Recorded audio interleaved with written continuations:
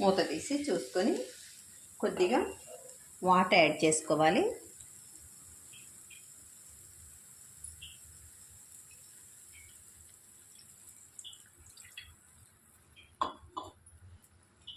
మొత్తం కలిపేసుకోవాలి.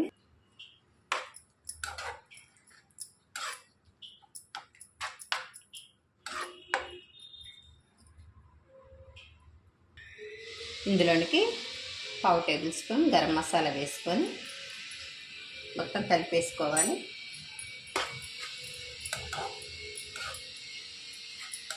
మొత్తం కలిపేసుకొని మూత పెట్టి ఒక 2 సెకండ్లు మగ్గించుకోవాలండి.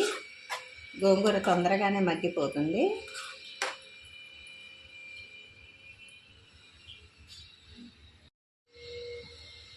రెడీ అయిపోయిందండి. సులువుగా, ఈజీగా, టేస్టీగా గోంగూర కర్రీ అండి. ఈ కర్రీ వేడివేడి అన్నంలోనికి ఎంతో టేస్టీగా ఉండిద్దండి. మీరు తప్పకుండా ఒకసారి ట్రై చేసి చూడండి. ఎలా వచ్చిందో కామెంట్ చేయండి. మరిన్ని టేస్టీ రెసిపీస్ కోసం అంజు రుచులు ఛానల్ని సబ్స్క్రైబ్ చేసుకోవటం మర్చిపోవద్దండి. Thanks for watching. బాయ్ అండి.